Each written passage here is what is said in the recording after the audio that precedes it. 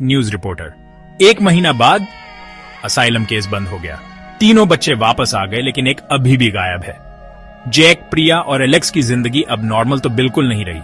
Jack, मुझे मेरे सपने में शीशे से खून टपकता दिखाई देता है।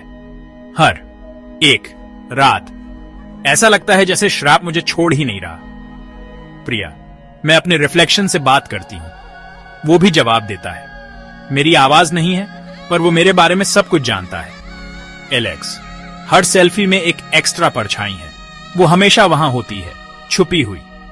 मैं उससे बच नहीं सकता। नरेटर, हर रात ठीक 3:15 बजे उनके फोन बजते हैं, अननोन नंबर से। कॉल की ड्यूरेशन 6 मिनट और 66 सेकंड। हमेशा सेम ही होता है। क्रीपी क्लू, जैक का घर। सीसीटीवी फुटेज में विक्की जैसा दिखने वाला एक आदमी दरवाजे को छू रहा है। जैक सो रहा है, उसका कंबल हिलता है जैसे कोई उस पर बैठ गया हो, लेकिन वहां कोई नहीं है। प्रिया फोन पर, जैक, मैंने भी उसे देखा, वो हम सबके घर आ रहा है। नरेटर, मेडिकल रिपोर्ट्स में उनके ब्लड सैंपल्स में एक एक्स्ट्रा डीएनए स्ट्रैंड दिखाई दे रहा है।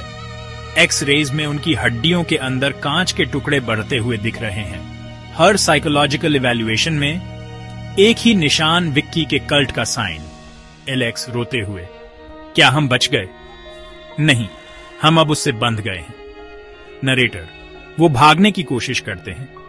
जैक कंटेमिनेशन के डर से ब्लड डोनेट करना बंद कर देता है। प्रिया अपने घर के सारे शीशे ढंक देती है। एलेक्स विक्की के बचपन के घर को आग लगा देता है। लेकिन यह सब खत्म नहीं हुआ है। जैक, मेरा परछाई मेरा पीछा नहीं करता।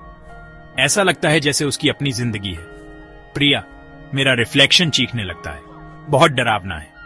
एलेक्स, मुझे अपने कंधे पर एक हाथ महसूस होता है, लेकिन वहां कोई नहीं होता। फिर सब कुछ नॉर्मल लगता है।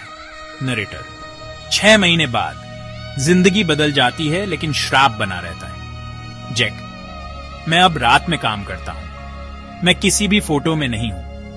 ऐसा लगता है जैसे मैं हूं ही नहीं। प्रिया, मैं शादीशुदा हूं, लेकिन मेरे हस्बैंड कहते हैं कि मैं रात में शीशे के पास जाती हूं। मुझे याद नहीं। एलेक्स, मैंने अपनी किताब बेचकर बहुत पैसा कमाया, लेकिन मैं हमेशा सनग्लासेस पहनता हूं। मैं बदल गया हूं। नरेटर, श्रापित लोग, वो जीते तो हैं, लेकिन उनके पास्ट के साए उन्हें सताते रहते हैं, हमेशा के लिए। आउटरो, याद रखना, कभी कभी सबसे डरावनी कहानियां वो होती हैं जो आपके साथ रहती हैं।